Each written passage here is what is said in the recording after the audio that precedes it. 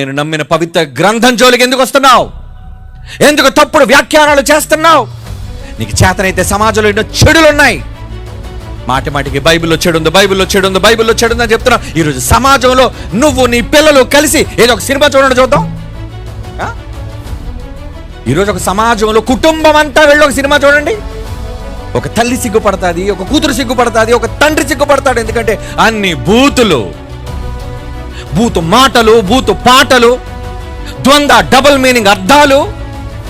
చెడిపోయిందండి సమాజం, చెడిపోతుంది. మరి చెడిపోతున్న సమాజాన్ని సంస్కరించడం నీకు చేత కాదే? మంచిని నేర్పించడం నీకు చేత కాదే? దాని మీద దండెత్తడం నీకు చేత కాదే?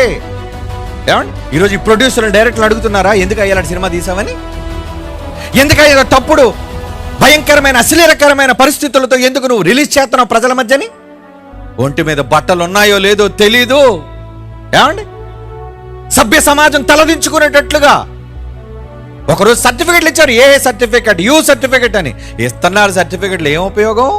అది మీ టీవీల్లోనికి, మీ మొబైల్స్లోనికి, చివరికి మీ ప్రాంతాల్లోనికి పెద్ద పెద్ద పోస్టర్లు, అశ్లీలమైన పోస్టర్లు.